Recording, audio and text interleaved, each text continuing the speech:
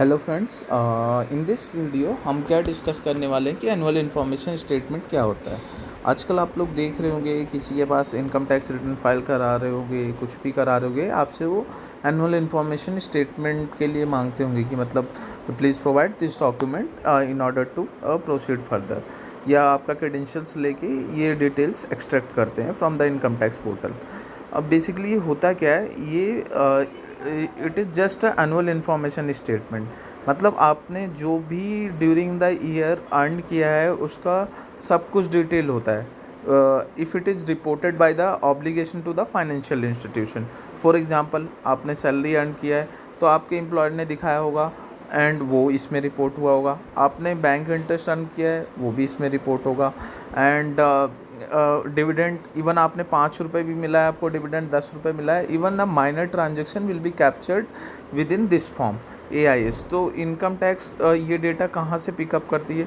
ये data different entity based on their obligations, like उनको जो भी ऑब्लिगेशंस होंगी उसके बेसिस पे इनकम टैक्स को रिपोर्ट करता है। सपोज़ आपको डिविडेंड मिला है तो उस कंपनी के ऊपर ऑब्लिगेशन है, वो इनकम टैक्स डिपार्टमेंट को रिपोर्ट करेगा कि इस सो पर्सन को हमने इतना डिविडेंड दिया है। तो वो ट्रांजेक्शन्स इस स्टेटमेंट में कैप्चर हो जाती है।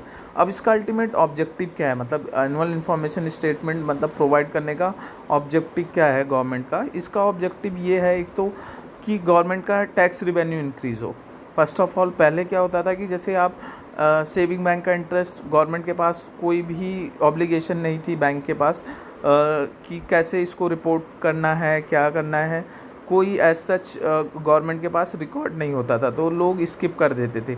But now a days government के पास ड्यू टू दिस इसमें सारा रिफ्लेक्ट होता है, तो आपको रिपोर्ट करना होगा, and which will be result in increasing the revenue of the government. तो first thing is that. And second objective क्या है AIS का? AIS का सेकंड ऑब्जेक्टिव है कि नॉन कंप्लायंसेस ना हो। लाइक अगर आपको डिविडेंड मिला है, माइनर है, although minor, but sum up करने के बाद अल्टीमेटली वो गवर्नमेंट का रेवेन्यू ही इंक्रीज हो रहा है। That is the first purpose from the government point of view.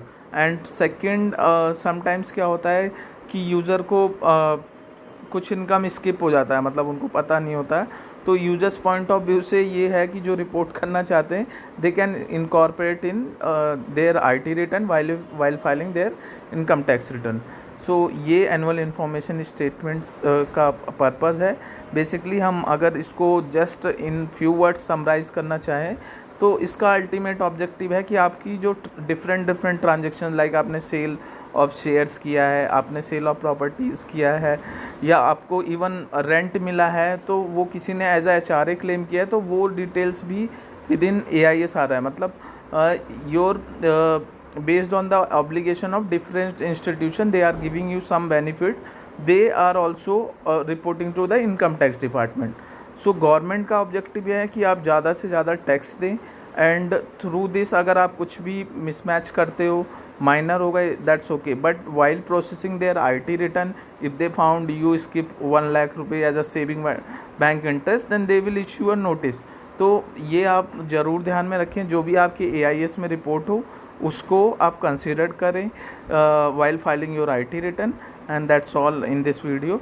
Thank you so much for listening me carefully. Thank you.